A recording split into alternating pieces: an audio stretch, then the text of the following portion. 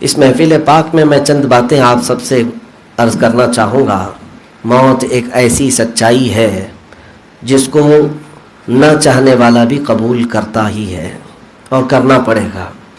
دنیا کا یہ ایک ایسا مسئلہ ہے جس میں کسی کا اختلاف نہیں ہے۔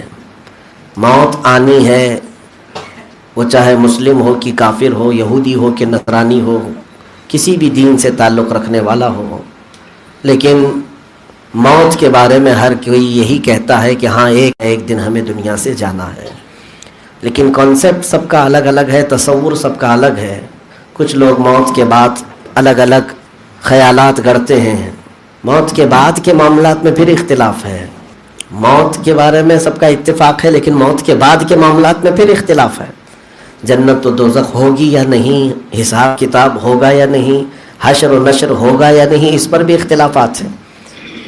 ہر دین والا، ہر دھرم والا اپنے اپنے حساب سے موت کے بعد کے حالات کو دیکھتا ہے، لیکن اسلام کیا کہتا ہے؟ اللہ عز و جل نے قرآن عظیم میں ایک جگہ نہیں کئی جگہوں پر اس بات کو ارشاد فرمایا کہ ہم نے تمہیں پیدا کیا اور ہماری ہی طرف تم لوٹائے جاؤ گے۔ آپ کو پتہ ہے جب ہم اپنی میتوں کو دفن کرتے ہیں قبر میں، تو میت کو رکھنے کے بعد مٹی دینے کا جو سنت طریقہ ہے وہ یہ بزرگوں سے بھی سنتے ہوں گے، یا قبرستان میں یہ آیت آپ بلند آواز سے سنتے ہوں گے، منہا خلقناکم وفیہا نعیدکم ومنہا نخرجکم تارۃ اخری۔ کیا مطلب ہے اس کا؟ اس کا مطلب کیا ہے؟ اگر اس کا ترجمہ بتاؤں تو سمجھ میں آ جائے گا۔ مٹی ہاتھ میں آپ اٹھاتے ہیں، جیسے ہی مٹی ہاتھ میں آئی تو مٹی کو دیکھ کر کے ہی آپ یہ پڑھتے ہیں۔ اس کا ترجمہ یہ ہے، اللہ فرماتا ہے اسی سے ہم نے تم کو پیدا کیا ہے۔ کس سے؟ اس مٹی سے۔ منہا خلقناکم، اسی سے ہم نے تم کو پیدا کیا، وفیہا نعیدکم، اور اسی میں ہم تمہیں لوٹائیں گے۔ بات صحیح ہے، ہم اسی سے بنے اور جا کہاں رہے ہیں؟ اسی مٹی میں۔ اللہ فرماتا ہے اسی سے ہم نے تم کو پیدا کیا اور اسی میں ہم تم کو لوٹائیں گے۔ ومنہا نخرجکم تارۃ اخری، پھر ایک مرتبہ اسی سے ہم تم کو دوبارہ اٹھائیں گے، پھر ہم تم کو اسی مٹی سے دوبارہ اٹھائیں گے۔ اس انسان کی زندگی کی حقیقت اتنی ہی ہے، ایک مشت خاک۔ ہماری حیثیت اتنی ہے کہ ایک مٹھی بھر مٹی۔ میرے عزیزوں، ہمارے پاس دولت ہو، طاقت ہو، بہت سارے اسباب ہو، منصب ہو، بادشاہت کی کرسی ہی کیوں نہ آ جائے، لیکن ایک جگہ انسان عاجز آ جاتا ہے کہ روح اگر نکل گئی تو اسے واپس کسی طاقت کے ذریعے سے لا نہیں سکتا۔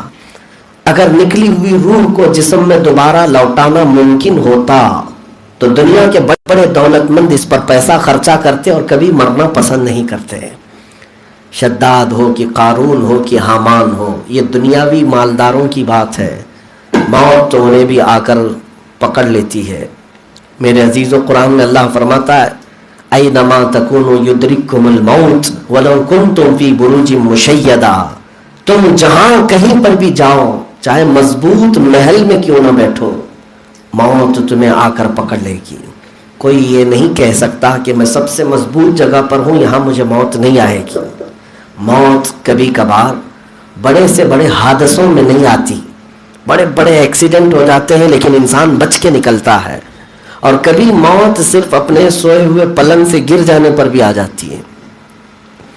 کبھی کسی کے جسم میں پوری سلاخ داخل ہو گئی، تیر داخل ہو گئے۔ حضرت خالد بن ولید فرماتے میرے پورے جسم میں ایک بالشت جگہ بھی ایسی نہیں ہے جہاں تیر نہ لگا ہو، نیزہ نہ لگا ہو جنگوں میں، لیکن موت جنگوں میں نہیں آئی، نہ آنا تھا، نہیں آئی۔ لیکن بسا اوقات کسی کو صرف سوئی چبھنے سے بھی موت آ سکتی ہے۔ یہ رب ذوالجلال کے بنائے ہوئے اصول ہیں۔ اس لیے اللہ کے نبی صلی اللہ تعالیٰ علیہ وسلم نے ارشاد فرمایا کہ میں تمہارے درمیان دو چیزیں چھوڑے جا رہا ہوں، ایک قرآن اور دوسری موت، جو تمہیں نصیحت کرتی رہیں گی۔ قرآن بھی تمہیں سمجھاتا ہے کہ آ جاؤ اللہ کے راستے پر، اور موت بھی جو ہے ہمیں یہ نصیحت کرتی ہے خاموشی کے ساتھ، اے بندے جس کو تو آج قبر میں اتار رہا ہے، کل تیرے دوست تجھے اتاریں گے۔ اس جسم کا ہونا کچھ نہیں ہے۔ ادھر روح نکلی کہ جسم پھولنے لگ گیا، ادھر روح نکلی کہ ہمارے ہاتھ پیر ٹائٹ ہو گئے، کچھ بھی نہیں ہے. روح کے نکلنے کے چند گھنٹوں کے بعد انسان کی کیفیت بدل جاتی ہے. قبر کے حالات تو اور سخت ہیں. اس لیے میرے عزیزوں، جو دنیا میں رہ کر غرور کرتا ہے، گھمنڈ کرتا ہے، اس کے بارے میں بزرگوں نے فرمایا کیا وہ یہ سوچ رکھا ہے کہ اسے موت کبھی نہیں آنی ہے؟ موت نہیں آنی ہے. اللہ کے نبی صلی اللہ تعالیٰ علیہ وسلم جو سید المعصومین ہیں، بخشے ہوئے ہیں، بلکہ اللہ تبارک و تعالیٰ نے آپ کو اختیارات بے حساب عطا کیے، اس رسول کا حال یہ ہے، فرماتے ہیں میں سجدے میں جاتا ہوں تو میں اس بات کا یقین نہیں رکھتا کہ اگلے سجدے تک میں زندہ رہوں گا. موت کو یاد کرنے کا یہ طریقہ تھا، اتنی ایسی کیفیت تھی. اسی لیے جب ہمارے عزیزوں میں سے کسی کا انتقال ہو جائے تو ہم سب کو عبرت حاصل کرنی چاہیے، ہم سب کو ڈر جانا چاہیے اور اللہ رب العزت کی طرف توبہ و استغفار کے ساتھ پلٹ آنا چاہیے. اور اگر بندہ پھر بھی ان حادثوں کو دیکھ کر کے نہیں پلٹ آیا تو اس کا مطلب ہے کہ اس کا دل بہت سخت ہو چکا ہے. کہیں ایسا نہ ہو کہ پھر انہی گناہوں پر ہی اس کی موت آ جائے. اچانک موت آ جاتی ہے کبھی کبھار. اس لیے فرمایا بزرگوں نے کہ جب بھی رات کو سو تو توبہ کر کے سو، کلمہ شہادت پڑھ کر کے سو، ایمان لا کر کے سو. یہ پتہ نہیں ہے تمہیں کہ تمہاری آج کی رات آخری رات ہے، کل کی صبح ہو سکتا ہے کہ جنازہ اٹھایا جائے. کیا ہم نہیں دیکھتے کہ صبح جو ہمارے ساتھ دسترخوان پر بیٹھا تھا وہ رات کے وقت قبرستان میں ہے؟ بس تھوڑے سے گھنٹوں کے فرق کے بعد دنیا بدل جاتی ہے، دنیا بدل جاتی ہے.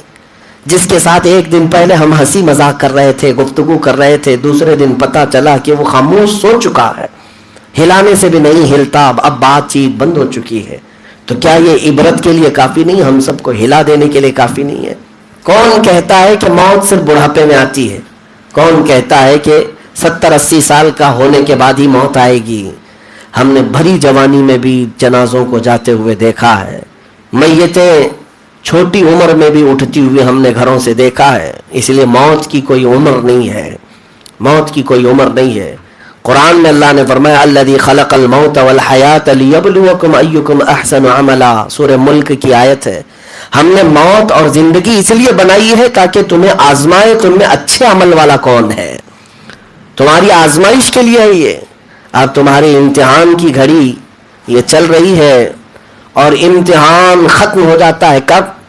کبھی آپ اپنے اسکول کے زمانے میں یا اگر کالج پڑھے ہوں تو کالج کے زمانے میں، دیگر اداروں میں جب ایگزام لکھنے کے لیے بیٹھے ہوتے ہیں آپ کے ہاتھ میں پرچہ دیا جاتا ہے، کہا جاتا ہے 3 گھنٹے کا ٹائم ہے، 3 گھنٹے کا ٹائم ہے، آپ اپنا پرچہ جلدی سے لکھ لو.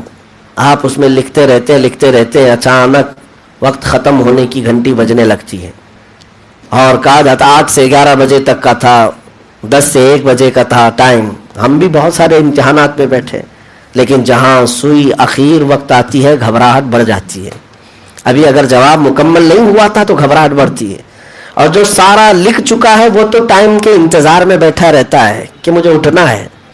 اور جس کا امتحان میں کچا تھا، جوابات نہیں لکھا تھا، وہ 3 گھنٹے ٹائم پاس کرتا اور پھر آخری گھڑی میں پھر یہ سوچتا کچھ تو آ جائے دماغ میں اور لکھ ڈالوں.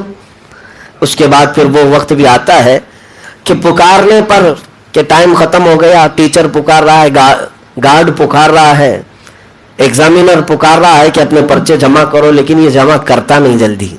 سوچتا ہے کہ تھوڑا اور ٹائم مل جائے، سامنے والوں کے پرچے وصول ہو جائیں، پھر میں پیچھے سے لاسٹ میں دے دوں گا. یہ سب کی کیفیت ہے. سوچتے ہیں تھوڑا ٹائم بچا لیں، پھر خود سے بڑھ کر کے جا کر جمع تو نہیں کیا پرچہ، وقت اوور ہو گیا تو ایگزامینر سر پہ آ کے کھڑا ہو گیا. ایگزام میں جو گارڈنگ کے لیے تھا ٹیچر، وہ سر پہ آ کے کھڑا ہو گیا اور پرچہ چھین لیا. پرچہ چھین لیتا اور کہا کہ ہو گیا ٹائم آؤٹ. اس کے بعد وہ پرچہ جب لے کر کے جاتا ہے تو کئی چیزیں دماغ میں آنے لگتی ہیں. ارے اس کا جواب یہ بھی تھا، اس کا جواب یہ بھی تھا.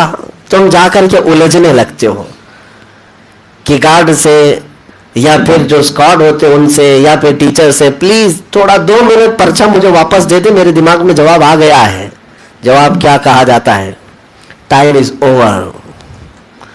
آپ کا وقت مکمل ہو چکا ہے، اب آپ کا لکھنا کام نہیں آئے گا. میرے عزیزوں، یہ دنیا کے امتحانات دینے والے عبرت حاصل کریں. اللہ تبارک و تعالیٰ نے تمہیں زمین پر اتارا ہے ایک مقررہ وقت کے لیے. اور فرمایا ہے ہر ایک کو ایک مقررہ وقت تک یہاں جینا ہے، اور تم اپنے اعمال سے امتحان دے رہے ہو، اور اگر تم نیکیوں میں پکے تھے تو انتظار کرتے ہو کہ ٹائم کب ختم ہو رہا ہے، میں اپنے رب سے ملاقات تو کر لوں. لیکن جب دنیا داری میں ایسے مصروف تھے تو جانا پسند نہیں کرتے. اللہ کی بارگاہ میں جانے کی بات آئے تو لوگ ڈر بھی جاتے ہیں. کہتے تو ہیں کہ ایمان پہ موت ہو. ایک حاجی صاحب حج پہ جا رہے تھے، کئی سالوں پہلے کی بات ہے، تو کہا کہ حضرت دعا کیجئے. ہم نے کہا اللہ مدینے میں موت عطا فرمائے. کہا ارے حضرت اتنی جلدی کی بات نہیں ہے، ابھی آپ یہ دعا کیوں کر رہے ہیں؟ یعنی یہ تمنا بھی ہے کہ مدینے میں مرنا ہے، لیکن یہ نہیں کہ اتنی جلدی مرنا ہے. اگر امتحان ہو چکا ہے تو موت اب کیا تب کیا. اگر تم پریپیئر ہو اللہ کی بارگاہ میں جانے کے لیے تو پھر وقت کا کچھ نہیں. اسی طرح میرے عزیزو، زندگی جب ختم ہونے پر آتی ہے، اچانک ملک الموت گھر پر آ جاتا ہے، موت کا فرشتہ آتا ہے، اور پھر تم سے کہا جاتا ہے چلو تمہارے رب کی طرف تمہیں چلنا ہے. کچھ لوگ اس وقت ہاتھ پیر مارتے ہیں کہ ابھی نہیں جانا، ابھی نہیں جانا، لیکن ان کا ہاتھ پیر مارنا نہیں سنا جاتا.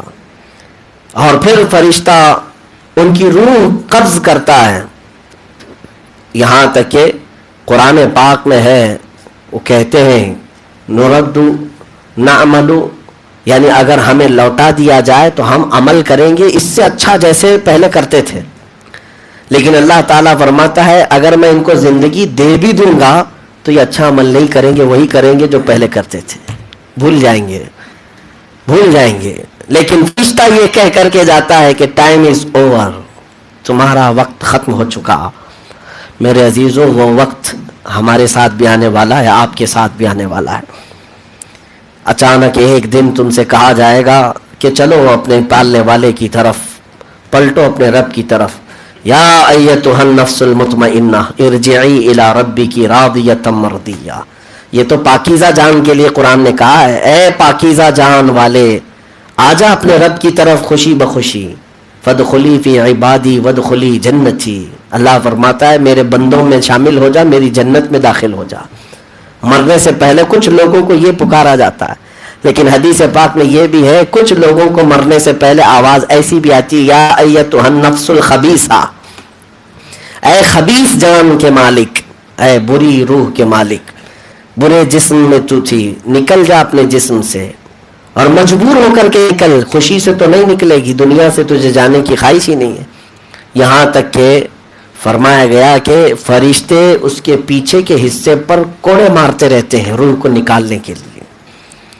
یضربون وجوہہم وادبارہم. قرآن میں اللہ نے فرمایا کہ فرشتے ان کے چہروں پر مارتے ہیں اور پیچھے کے حصے پر مارتے ہیں روح کو نکالنے کے لیے. نکل جا خبیث روح کو. خبیث روح کا مطلب گنہگاروں کی روح نکالنے سے پہلے فرشتے مارتے ہیں، چہرے پر بھی مارتے ہیں اور پیچھے کے حصے پر بھی مارتے ہیں. اور پھر کہتے ہیں ذوقوا عذاب الحریق، جلنے والا عذاب تمہارے انتظار میں ہے، چکھو اب عذاب. تو یہ دونوں طرح کی موتیں آئیں گی، یہ فیصلہ تمہارے پاس ہے. اگر نیکیوں کی زندگی گزارتے رہے تو رب تبارک و تعالیٰ نیک بندوں میں تمہیں شامل کرے گا، اپنی جنت میں داخل کرے گا. اور اگر نہیں بدلے اپنی زندگی کو تو اس وقت کا انتظار کرو جب عذاب کے فرشتے آئیں گے اور تم سے کہیں گے نکل جاؤ مجبوری سے اس جسم سے، اللہ کے بندوں سے دور، اور اس کی جہنم میں داخل ہو جاؤ. اب موت کی کچھ کیفیات میں حدیثوں میں جو پڑھا وہ آپ کے سامنے رکھتا ہوں. ایک بندہ ایسا ہوگا جس کی روح نکالنے کے لیے ملک الموت جب آئیں گے فرشتے، حضرت اسرائیل علیہ السلام، ایک فرشتہ ہے لیکن شکل الگ الگ ہے. کچھ لوگوں کی روح نکالنے کے لیے جب وہ آتے ہیں تو اتنی بھیانک شکل کہ ان کی شکل کو دیکھ لینا بھی ایک عذاب ہے. آدمی اپنے آپے سے باہر ہو جاتا ہے، اس کا پیشاب پخانہ نکل جاتا ہے، ہونٹ کپ کپانے لگ جاتے ہیں، منہ بند ہو جاتا ہے. اتنی ہیبت ناک شکل کہ حضور پاک صلی اللہ علیہ وسلم کو انہوں نے وہ شکل بھی دکھائی ہے. جب برے لوگوں کی روح نکالنے کے لیے جاتے ہیں، وہ آئے تھے حضور کے پاس، حضور نے پوچھا اسرائیل جب آپ روح نکالتے ہو تو کس شکل میں جاتے ہو؟ تو انہوں نے کہا دو الگ الگ شکلیں ہیں، برے لوگوں کے پاس اور اچھے لوگوں کے پاس جانے کی میری دونوں شکلیں الگ الگ ہیں. جب گنہگاروں کی روح نکالنے کے لیے جاتا ہوں تو اس شکل میں آتا ہوں، وہ اس شکل میں آئے تو اللہ اکبر، آسمان سے لے کر زمین تک صرف ان کی شکل نظر آتی ہے، اور اس قدر کالا رنگ، اس قدر کالے بال، اس قدر کالے ہاتھ اور ناخنوں کو پھیلا ہوا جو شکل بتائی گئی ہے وہ اتنی ڈراؤنی ہے کہ آدمی برداشت نہ کر پائے۔ روح نکلنے سے پہلے وہ آتے ہیں اور اس کے بعد سختیوں کے ساتھ اس کی روح کو نکالتے ہیں، ایسے نکالتے ہیں جیسے ریشم کے کپڑے کو کانٹوں کے جھاڑی میں ڈال کر کھینچو تو کپڑا کانٹے کے جھاڑ میں ڈالنے کے بعد کیا صحیح سلامت آئے گا؟ ریشم کا ملائم کپڑا، سلک کا کپڑا جب کانٹوں کی جھاڑیوں میں ڈال کر کھینچو گے تو اس کے ایک ایک تار کھینچتے چلے جاتے ہیں، نکلتے چلے جاتے ہیں۔ فرمایا گیا کہ کچھ لوگوں کی روح نکالنے کے وقت ایسی تکلیف ہوتی ہے کہ ناخنوں سے لے کر ان کی ناک تک روح آنے میں اتنا درد ہوتا ہے کہ زندگی بھر اس درد کو کبھی اس نے محسوس نہیں کیا ہوگا، کبھی نہیں۔ موت سے بڑھ کر کے کوئی مصیبت اس کے لیے آئی ہی نہیں۔ اور پھر اس کی روح کو فرشتے مار مار کر کے لے جاتے ہیں، چل دوزخ کی طرف، تیرے لیے دوزخ کا دروازہ کھلا ہے، اور اس کے لیے عذاب کے فرشتے پہلے سے تیار ہوتے ہیں، عذاب عذاب عذاب۔ لیکن ساتھ میں میرے آقا کی بارگاہ میں انہوں نے عرض کیا کچھ بندے وہ ہیں جو رحمان کی رضا میں زندگی گزارتے تھے، ڈرا کرتے تھے، خوف زدہ رہتے تھے، اور اللہ نے ان کے مرنے سے پہلے انہیں توبہ کی توفیق بھی دی، ایمان کی حالت میں دنیا مکمل کیا۔ تو ان کی روح نکالنے کے لیے جب آتے ہیں تو انہوں نے وہ شکل بھی حضور کو دکھائی۔ میرے آقا کی بارگاہ میں وہ آئے تو اتنے حسین و جمیل تھے، اتنے خوبصورت کہ ان کو دیکھنا بھی ایک نعمت ہے۔ ملک الموت اسرائیل کو اتنی خوبصورت شکل میں آئے، نہایت سفید لباس، چمکتا ہوا چہرہ، خوشبوؤں سے بھرے ہاتھ۔ کہتے ہیں کہ جب نیکوں کی روح نکالنے کے لیے جاتا ہوں تو اس شکل میں جاتا ہوں، اور پھر جب روح نکالتے ہیں تو کس کیفیت میں، کیسے کھینچتے ہیں اس کے جسم سے؟ کہا گیا ایسے جیسے گندھے ہوئے میدے کے آٹے میں کوئی لمبا بال پھنس گیا ہو تو بال کو آٹے سے کیسے نکالا جاتا ہے، ایسے نیکوں کی روح کو ان کی جسم سے نکالا جاتا ہے، اتنی آسانی سے ان کی روح کو قبض کیا جاتا ہے۔ اور اس کے بعد وہ ریشم کا ایک کپڑا لائے ہوتے ہیں، اس میں روح کو رکھتے ہیں اور اللہ کی بارگاہ میں عزت کے ساتھ لے جاتے ہیں، عزت کے ساتھ لے جاتے ہیں اور کہتے ہیں کہ مولا تیرا وہ نیکوکار بندہ تیرے دربار میں حاضر آیا۔ پھر اس کے لیے کہا جاتا ہے کہ اس کے لیے جنت کی کھڑکیاں کھول دو، اس کے لیے جنت کی خوشبوئیں آراستہ کر دو۔ میرے عزیزوں، موت دونوں طرح کی ہے، یہ آپ سوچیں کہ کس طرح مرنا چاہتے ہو۔ مرنا تو ہے، پکا ہے، تم آج 1000 بھاگ لو، 1000 علاج کر لو، مرنا تو ہے۔ کیا کیا کر لو گے، کیا کیا کر سکتے ہو کر لو، کہاں کہاں بھاگ سکتے ہو بھاگ لو، موت تو آنی ہے، موت آنی ہے۔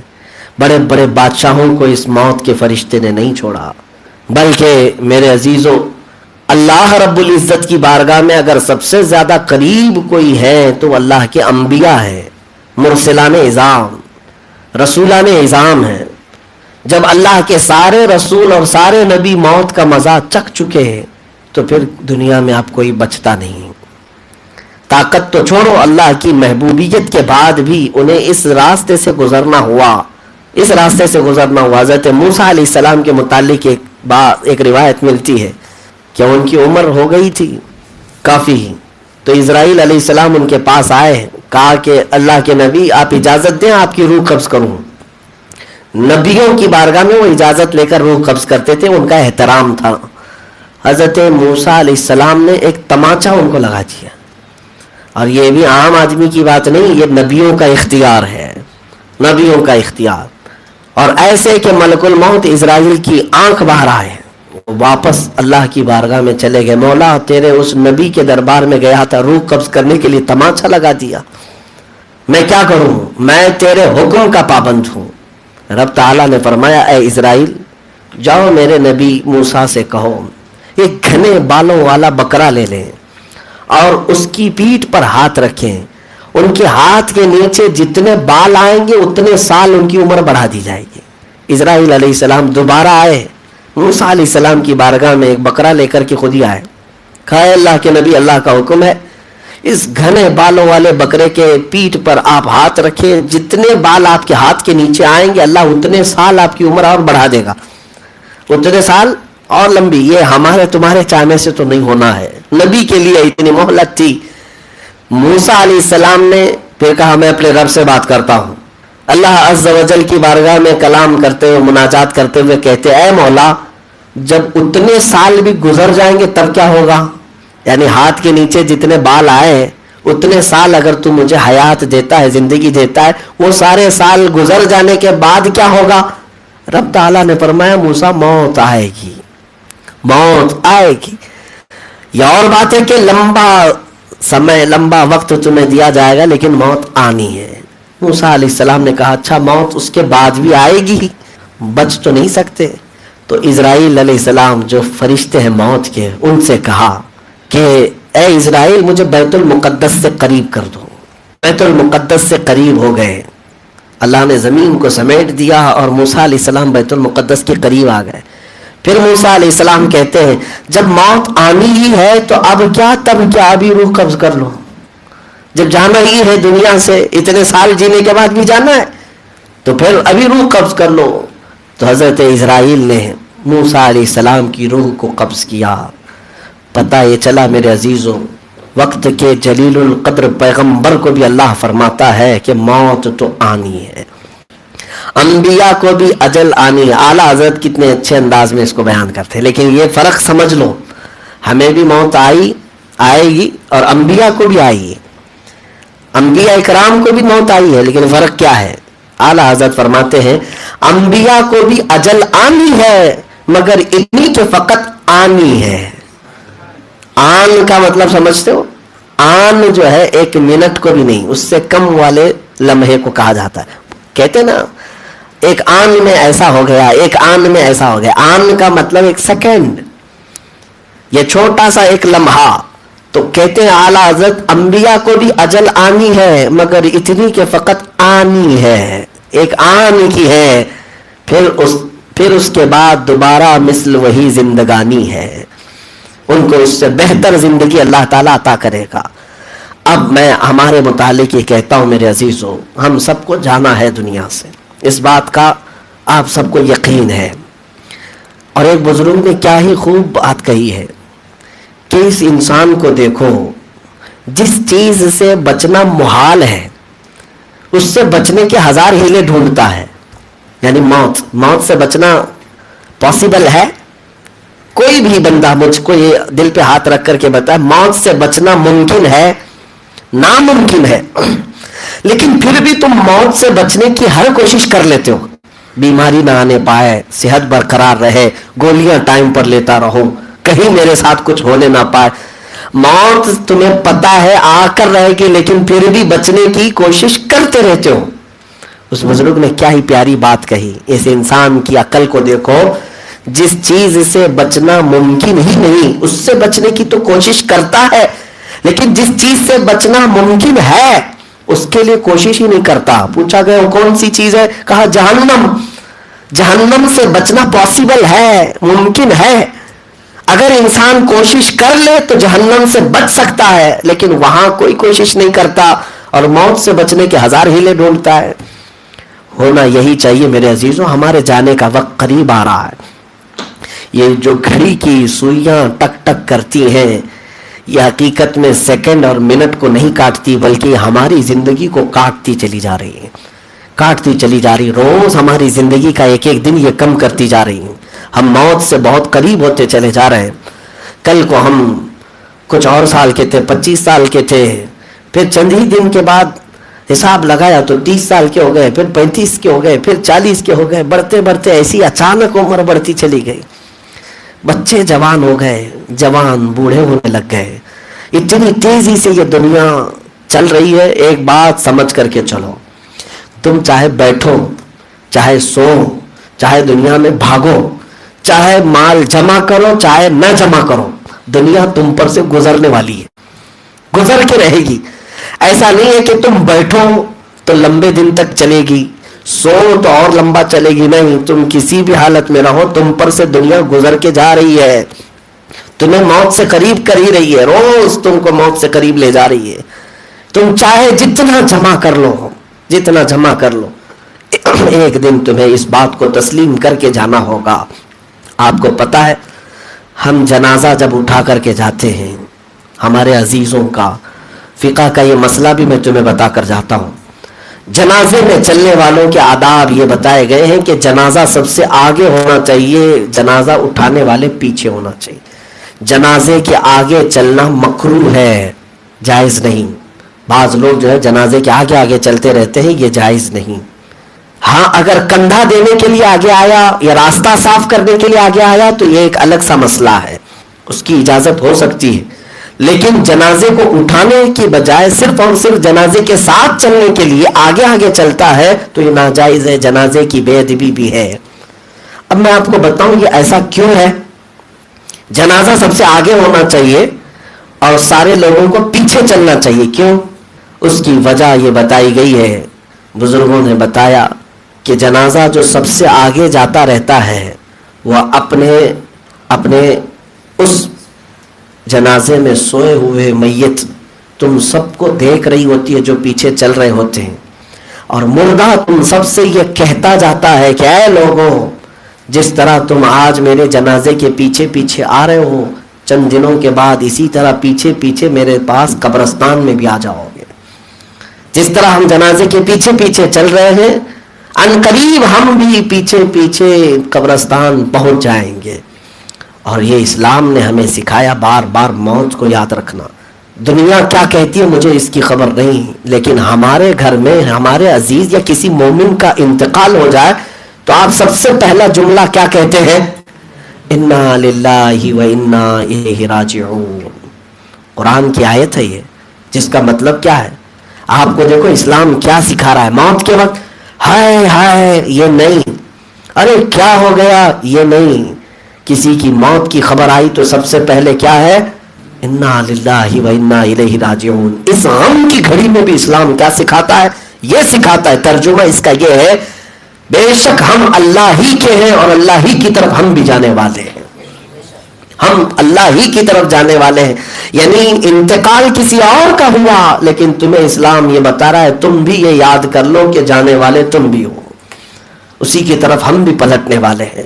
اسلام نے بار بار تمہیں، قرآن نے بار بار تمہیں جھنجھوڑا ہے، تنبیہ کیا ہے کہ تم ہمیشہ کے لیے یہاں نہیں آئے، تمہیں جانا ہے. لیکن انسان کیا ہے، دنیاوی لذات میں ایسا غرق ہو جاتا ہے کہ یہ اپنی موت کو بھی بھول جاتا ہے، آخرت کو بھی بھول جاتا ہے. اسے اندازہ ہی نہیں ہوتا، یہ عیاشی میں ایسا مصروف ہوتا ہے، اسے لگتا ہے مجھے قبرستان جانا ہی نہیں ہے. میرے عزیزوں تمہیں خبر بھی نہیں، اگر قبروں کے حالات کھول دیے جائیں تو فرمایا گیا کہ تم زندگی بھر کھانے کو ہاتھ نہیں لگاؤ گے. اگر قبر کھول کر کے، قبریں جو عذاب ہوتے ہیں یا وہاں کی جو کیفیات ہوتی ہیں، یہ قبر کھودنے کا مطلب یہ نہیں کہ جو ہر 6 مہینے پر ممبئی والے کھود دیتے ہیں. وہ قبروں کے جو برزخی حالات ہیں وہ کچھ اور ہے. برزخی حالات اگر تمہارے اوپر منکشف ہو جائیں، دکھا دیے جائیں، تو زندگی بھر تم کھانے پینے کو ہاتھ تک نہیں لگا سکو گے. اس قدر سختیاں ہیں وہاں پر. تم کیا سمجھ بیٹھے ہو؟ ایک بزرگ قبرستان میں کسی کی تدفین میں حاضر تھے اور بات چیت میں ان کی منہ سے تھوڑی سی ہنسی نکل گئی. غیب سے ندا آئی کہ اے بندے، کیا اس شہر خموشاں میں بھی تمہارے دل پر سختی آ گئی کہ تم ہنسنے لگ گئے؟ اس آواز کو سننے کے بعد 40 سال تک وہ بزرگ زندہ رہے، آسمان کی طرف سر نہیں اٹھایا، سر اٹھا کر کے نہیں دیکھے. یہ عبرت کی جا ہے. قبرستان جو ہے، ہم کتنوں کو دفن کر کے آتے ہیں، ہنسی خوشی چلتے رہتے ہیں. میرے عزیزوں دل دہل جانا چاہیے. تمہیں پتا ہے کبھی عورتیں تو چلو قبرستان میں جاتی نہیں ہیں لیکن مرد تو جاتے ہیں. تم نے دیکھا ہے قبر کھودتے ہوئے لوگوں کو کتنوں کی کھوپڑیاں نکلتی ہیں، کتنوں کی ہڈیاں نکلتی ہیں. اور کون لوگ ہیں جن کی ہڈیاں نکلتی ہیں؟ وہ وقت کے سورما تھے، مالدار لوگ تھے، طاقتور لوگ تھے، ان کے بھی گھر گاڑی بنگلے تھے، لیکن ایسے ہو گئے رمیم. قرآن نے کہا ہے رمیم کا مطلب ہڈیاں بھی گل چکی ہیں. ایسی حالت پر تم دوبارہ آ جاتے ہو. اور میں کبھی کبھار رات کی تنہائیوں میں یاد کرتا ہوں قبروں کے ان حالات کو، تو جسم پر رونگٹے طاری ہو جاتے ہیں، کھڑے ہو جاتے ہیں. کہ وہ اتنی چھوٹی سی قبر کھودی جاتی ہے اور اس پر بھی میت کو دیوار سے سٹا کر کے پیچھے سے پیک کر دیا جاتا ہے کہ کروٹ بھی نہیں لے سکتا، نہ وہاں کوئی چٹائی بچھائی جاتی، نہ کوئی تکیہ، نہ اس کو آرام دہ کوئی پنکھا، کوئی خدمتگار نہیں۔ اس اندھیری قبر کا حال یہ ہے کہ جب تم تختیاں بند کرتے ہو قبر کو، اتنا اندھیرا اتنا اندھیرا اتنا اندھیرا کہ اگر کوئی ہاتھ بھی نکالے تو اسے ہاتھ نظر نہیں آئے گا۔ اس اندھیری رات کے لیے، اس اندھیری قبر کے لیے کیا تمہارا دل لرزتا نہیں ہے کہ میرا کون ہوگا وہاں پر؟ اسی لیے میں بارہا اپنی تقریروں میں بھی سمجھاتا ہوں نوجوانوں کو، جس طرح کی تم زندگی گزار رہے ہو میرے بچوں، چند دنوں کے بعد اچانک جب موت تمہارے گلے پر سوار ہو جائے گی، تم کس کو ساتھ لے جاؤ گے اپنی قبرستان میں؟ یہ وہ دوست تمہارے ساتھ آئیں گے جو تمہارے ناز اٹھاتے ہیں، آج تم پر خرچہ کرتے ہیں، تمہارے ساتھ رات بھر گپے لگاتے ہیں، یہ تمہارے ساتھ قبر میں آئیں گے؟ کچھ نہیں آئے گا۔ جو چیز آئے گی وہ میں تمہیں بتاتا ہوں، توجہ، جو چیز تمہارے پاس آئے گی وہ میں بتاتا ہوں۔ میں آج ہی اعلیٰ حضرت فاضل بریلوی رضی اللہ تعالیٰ عنہ کا یہ قول پڑھ رہا تھا، کسی نے سوال کیا آپ سے سورہ ملک کے بارے میں، تبارک کے بارے میں، تو آپ نے کیا نفیس جواب ارشاد فرمایا، اے میرے عزیزو اس کو پڑھ لو یا مجھ سے سن لو، تمہارا تسلی سے سینہ چوڑا ہو جائے گا۔ فرماتے ہیں کہ جو بندہ اپنی زندگی میں سورہ ملک کی تلاوت کرتا تھا، تبارک جس کو آپ تبارک کہتے ہیں، 29ویں پارے کی شروعات سب سے پہلی سورہ، یا اس کے گھر والے اس کے لیے تلاوت کرتے ہیں، کہا جیسے ہی تمہاری روح قبض ہوئی، تمہارا انتقال ہوا، تمہارے عزیز تمہیں لے جا کر کے قبرستان میں دفن کراتے ہیں، کیا لے جاتے ہیں ساتھ میں؟ پیسوں کی یہ گڈی چھوڑاتے ہیں، تمہارے کھانے پینے کی کوئی چیزیں چھوڑاتے ہیں، اسی پنکھا کچھ نہیں، تمہارے عزیز ہی صرف سفید کپڑے میں دفن کر کے آ جاتے ہیں، پھر تمہارے اوپر مٹی ڈال کر کے آتے ہیں۔ ایسے حالات میں کون جاتا ہے تمہارے ساتھ؟ فرمایا گیا جیسے ہی تمہارے رشتہ دار قبرستان سے 40 قدم دور جاتے ہیں، جیسے ہی جاتے ہیں عذاب کے فرشتے آ جاتے ہیں، عذاب کے فرشتے قبرستان میں قبر میں آتے ہیں، اور جیسے ہی وہ عذاب کے فرشتے آتے ہیں تو یہ سورہ ملک سامنے آ کر کے کھڑی ہو جاتی ہے اور کہتی ہے کہ میں اس کو عذاب دینے نہیں دوں گا، میں اس کو عذاب دینے نہیں دوں گی۔ یہ سورہ ملک ایک حسین شکل میں آتی ہے، بیٹھ جاؤ،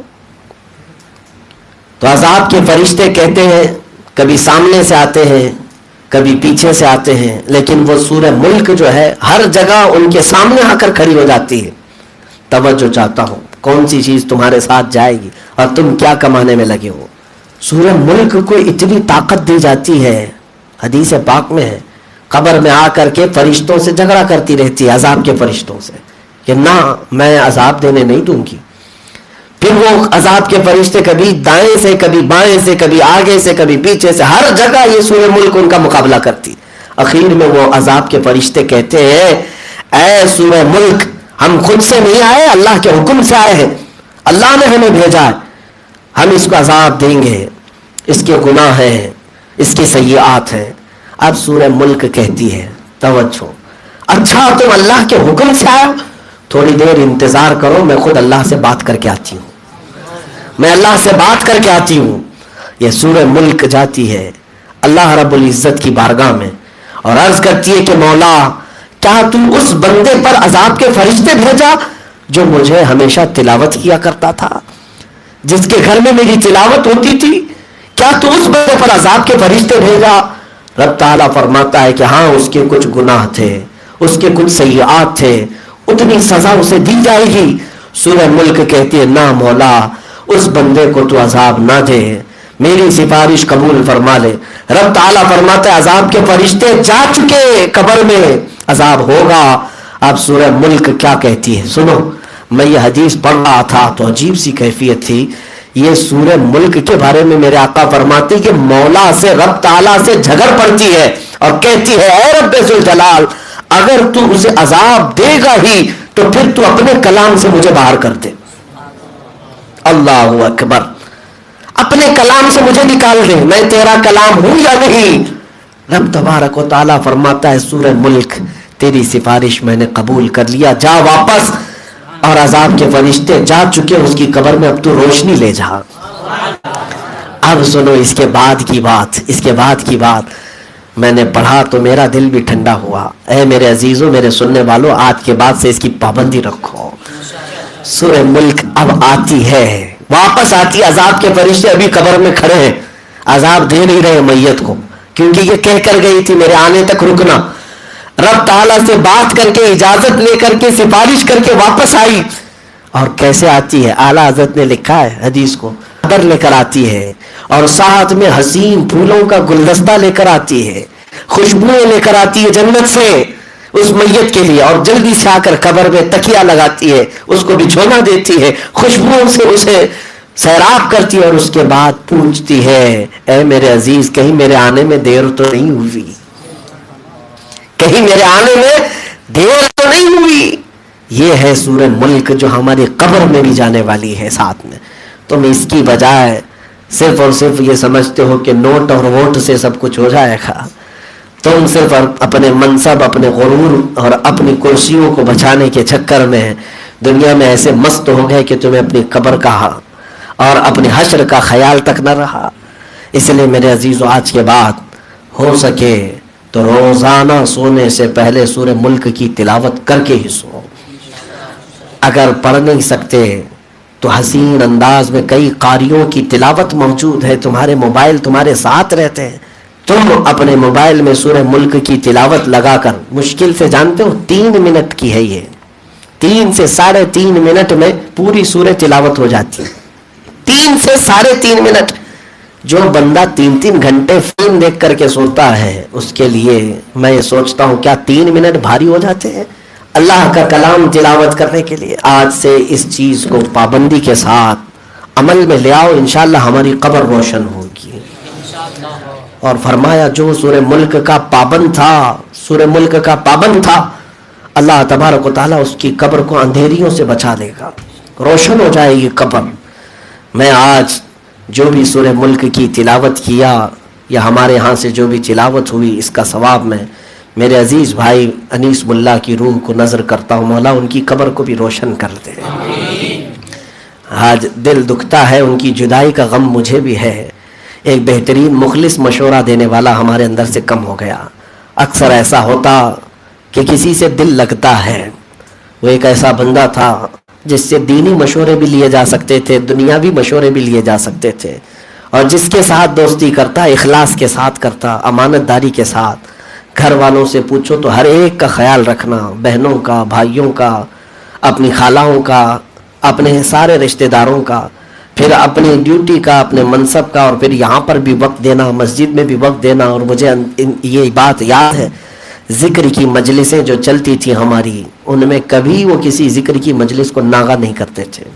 رات کے 2 بجے تک ذکر کر کے ہی، جو بندہ دن بھر تھکا ہوا ہو کام کاج میں، لیکن ذکر کیے بغیر وہ نہیں جاتا۔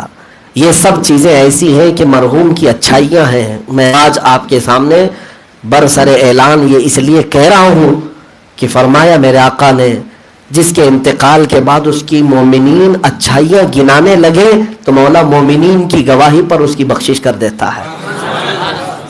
مومنین اگر اس کی اچھائیاں بیان کرنے لگ گئے تو اللہ تعالیٰ اس کی بخشش کا اعلان کرتا ہے۔ اور مجھے میرے رب کی ذات پر یقین ہے کہ جس نے مجھ جیسے بندے کی یہاں پر حمایت کی ہے یا مدد کی ہے، ظاہر سی بات ہے میرا کیا رشتہ ہے، ایک عالم سمجھ کر کے یا غلام رسول سمجھ کر کے میری مدد کی ہوگی، اور اللہ تبارک و تعالیٰ اس کو رائے گاہ نہیں جانے دے گا انشاءاللہ العزیز۔ اس کا اجر اتنا بڑا ہے کہ آپ اندازہ بھی نہیں کر سکتے۔ ایک اور روایت میں آپ کو بتا دوں، دینداروں سے تعلق رکھنے والا جب دنیا سے جاتا ہے تو اس کی کیا کیفیت ہوتی ہے۔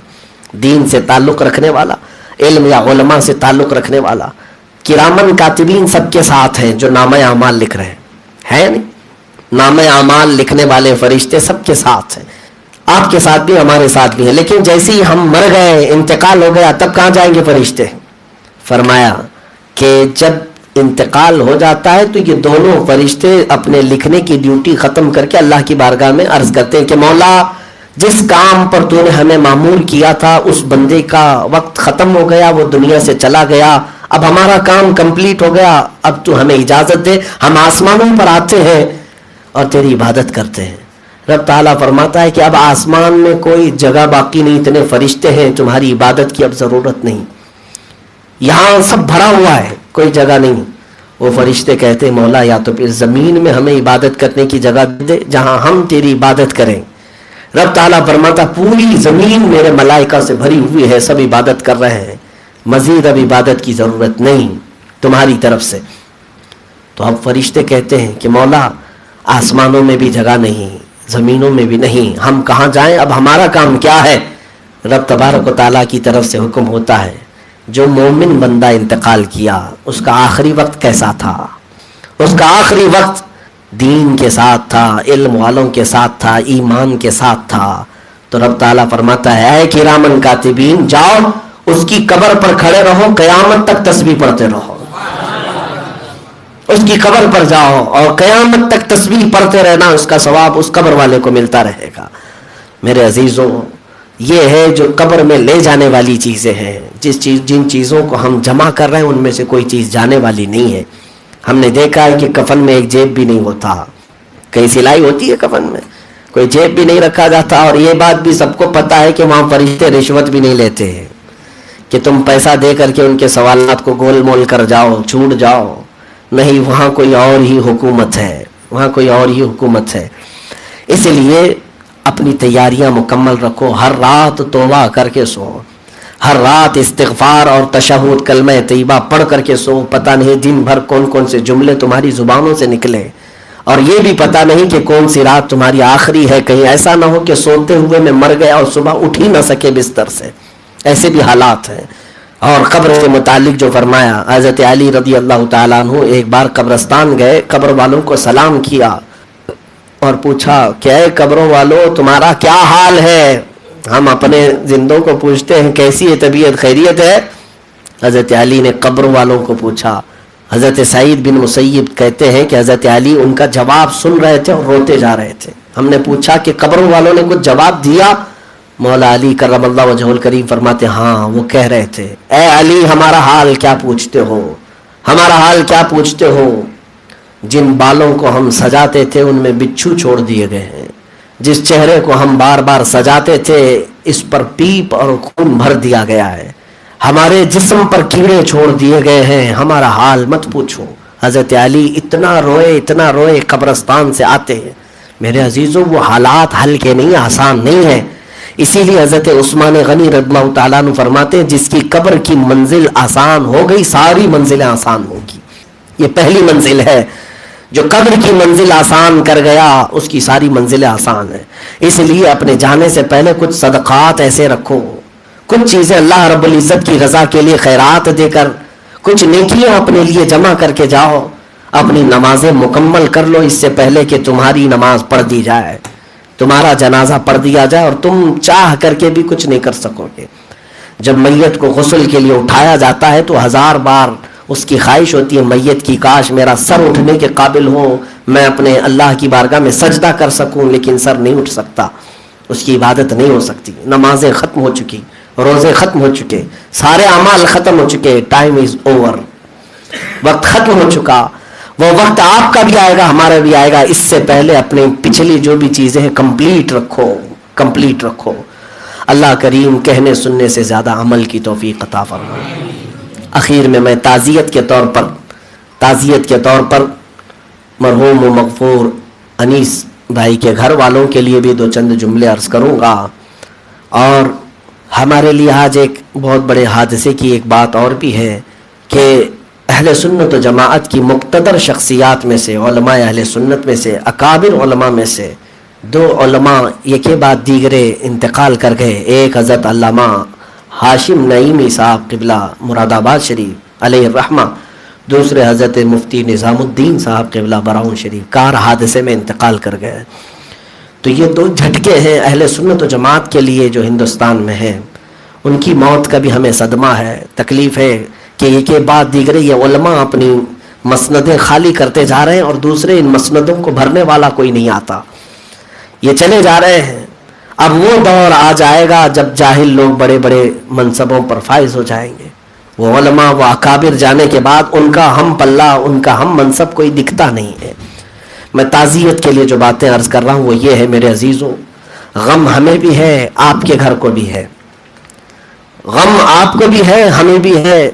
جدائی کا غم تو کس کو نہیں ہوتا، لیکن اس موقع پر اگر کچھ یاد کرنا ہے تو یاد کرو میرے مصطفیٰ کریم صلی اللہ علیہ وسلم کی زندگی کو۔ دنیا کا ایسا باپ لا کر کے دکھاؤ، میرے آقا صلی اللہ تعالیٰ علیہ وسلم کی ان کیفیات کو شاید و باید لوگ سناتے ہوں۔ حضور اکرم صلی اللہ علیہ وسلم کے بیٹے پیدا ہوئے ہیں، حضرت عبداللہ گود میں تھے، انتقال کر گئے، اپنے ہاتھوں سے میرے آقا لے گئے، دفن کر کے آئے۔ دوسرے بیٹے پیدا ہوئے حضرت قاسم، چند مہینے رہے، انتقال کر گئے، میرے آقا صلی اللہ علیہ وسلم نے اپنے ہاتھوں سے دفن کیا۔ تیسرے بیٹے پیدا ہوئے حضرت ابراہیم، 6 مہینے تک رہے، میرے آقا ان سے بڑا پیار کرتے تھے، گود میں کھلاتے تھے امام حسین کے ساتھ، لیکن 6 ماہ کے بعد ان کا بھی انتقال ہوا۔ میرے آقا ان کے غم میں آنسو بہاتے رہے، لیکن اپنے ہاتھوں سے لے جا کر دفن کرائے۔ ہو سکتا ہے آپ یہ سوچیں کہ بچپن میں مرنے والے بچوں کو باپ دفنا دیتا ہے، غم نہیں ہوتا، غم تو بہت ہوتا ہے۔ باپ سے پوچھو اور ماں سے پوچھو، پتہ چلے، چاہے 1 دن کا بچہ بھی فوت ہو تو ماں باپ ہل جاتے ہیں۔ وہ میرے آقا تھے، 3 بیٹوں کو اپنے ہاتھوں سے دفن کیا۔ انتقال کے بعد 4 بیٹیاں تھیں، حضرت زینب، حضرت رقیہ، حضرت ام کلثوم، حضرت فاطمہ۔ 4 بیٹیاں حضور کی جوان ہوئیں۔ حضرت زینب کی بھی شادی کیا، حضرت رقیہ کی بھی شادی کیا۔ جانتے ہیں ایک باپ سب سے زیادہ خوش ہوتا ہے اپنی زندگی میں تو اپنی بیٹیوں کی شادی کے موقع پر، کہ وہ ایک خوشی بھی اور ایک آنسوؤں کی خوشی اس کے ساتھ ہوتی ہے، کہ اپنی بیٹی کا چہرہ دیکھنا چاہتا ہے، اچھی جگہ شادی بھی کرتا ہے، لیکن بیٹی کی جدائی پر رو بھی پڑتا ہے۔ ایسا نہیں ہے کہ وہ بیٹی کو گھر سے دور کرنا چاہتا ہے، لیکن یہ فطری قانون ہے، بیٹیوں کی شادی باپ بڑے آن بان شان کے ساتھ کرنا چاہتا ہے، ہر باپ۔ میرے آقا صلی اللہ علیہ وسلم نے اپنی بڑی بیٹی حضرت زینب کی شادی کی، حضرت رقیہ کی شادی کی حضرت عثمان کے ساتھ، پھر حضرت ام کلثوم، حضرت فاطمہ، سب کی شادیاں میرے آقا نے کی۔ لیکن میں آپ کو بتاؤں، بچپن میں 3 بیٹے انتقال کر گئے، لیکن شادی ہونے کے بعد حضرت زینب کے گھر میں ایک بیٹی بھی پیدا ہوئی، حضور کی نواسی تھی حضرت امامہ، ان کو لے کر کے گود میں میرے آقا نماز بھی پڑھا کرتے تھے۔ حضور کی نواسی حضرت سیدہ زینب سے پیدا ہوئی، لیکن ایک حادثے کے وجہ سے حضرت سیدہ زینب رضی اللہ تعالیٰ عنہ بہت جلدی وفات کر گئیں۔ میرے آقا نے جنازہ اٹھایا، خود نماز جنازہ پڑھائی، قبرستان میں دفن کیا اپنی جوان بیٹی کو۔ اور اس کے بعد ایک حادثہ تو ایسا کہ حضور جنگ بدر میں ہیں 313 صحابہ کے ساتھ، اور مدینے میں حضرت رقیہ کا انتقال ہو چکا ہے۔ اپنی بیٹی کی میت میں میرے آقا نہیں پہنچ سکے، حضور حضرت رقیہ کے جنازے میں نہیں آ سکے، جنگ بدر کی مصروفیت نے۔ میرے آقا کے جیسا صبر کون کر سکتا ہے؟ واپس آئے میرے آقا صلی اللہ علیہ وسلم، حضرت ام کلثوم حضرت عثمان غنی کے نکاح میں رہیں۔ چند سال گزرے تھے کہ حضرت ام کلثوم بھی وفات پا گئیں۔ میرے عزیزوں، جس کی زندگی میں ایک کے بعد دیگرے 3 بیٹے اور اس کے بعد ایک کے بعد دیگرے 3 جوان بیٹیاں گئیں، ہر ایک کو میرے آقا نے دفن بھی کیا، جنازہ بھی پڑھا، لیکن کبھی آپ کی زبان سے شکوہ اور شکایت کے الفاظ نہیں سنے۔ یہ رسول اللہ صلی اللہ تعالیٰ علیہ وسلم کے عظیم صبر کو یاد کرو۔ ہم سب کا بھی جانا ہے ایک نہ ایک دن، لیکن صبر ضرور ہے کہ آپ کی زبان سے کہیں کفریہ کلمہ نکلنے نہ پائے، کہیں یہ نہ کہنے پاؤ کہ اللہ تعالیٰ کو ہمارا ہی گھر ملا تھا، ہمارے ہی گھر پر مصیبت ڈالی، ہمارے اوپر ایسی تکلیف آئی۔ یہ جملے وہ ہیں جو تمہیں اسلام سے خارج کر دیں گے، کفریہ جملے ہیں، ایمان سے نکل جاؤ گے معاذ اللہ۔ اور یہ بھی فرمایا اللہ تعالیٰ فرشتوں کو بھیجتا ہے اس میت کے گھر پر، جاؤ دیکھو اس کے گھر والے میرے بارے میں کیا کہہ رہے ہیں۔ اگر گھر والے خاموش تھے، صبر کر رہے تھے اور اللہ تعالیٰ کی تسبیح و تحمید کر رہے تھے، تو فرشتے کہتے مولا اس کے گھر میں آج میت تھی، جنازہ گیا، لیکن اس کے گھر والے تیرا شکر ہی کر رہے تھے، تیری تسبیح بیان کر رہے تھے۔ مولا فرماتے فرشتوں بشارت تو انہیں اس سے بہتر بدل میں انہیں عطا کروں گا، میں اس سے بہتر بدل انہیں عطا کروں گا۔ اور پھر کسی گھر میں نوحہ ماتم نوچنا، گالی گلوچ یا برے کلمات کوسنا، یہ جب عورتیں کر رہی ہوتی ہیں، گھر والے فرشتے یہ بھی باتیں لے کر اللہ کی بارگاہ میں کہتے مولا جس کے گھر سے آج جنازہ اٹھا اس کے گھر والے تو تیرے بارے میں ایسے ایسے جملے کہہ رہے تھے. رب تعالیٰ فرماتا ہے فرشتوں گواہ ہو جاؤ، اس گھر والوں کے ساتھ میں ویسا ہی سلوک کروں گا جیسا انہوں نے میرے بارے میں کلام کیا، جیسا ان لوگوں نے میرے بارے میں جملے کہے میں ان کے ساتھ ویسا ہی سلوک کروں گا. عزیزان گرامی، یہ صبر کا وقت ہوتا ہے. اللہ تبارک و تعالی ہم سب کو ان حادثات پر صبر کی توفیق عطا کرے. مولا کریم ہم سب کو کہنے سننے سے زیادہ عمل کی توفیق عطا کرے. ہمیں جانے سے پہلے ہماری قبروں کو روشن کرنے کی توفیق عطا کرے. اخیر میں میرے عزیز بھائی مرحوم و مغفور انیس ملا کے لیے بھی دعا کرتا ہوں. مولا اے رب قدیر اس نوجوان کو جو اپنی جوانی میں ہی دنیا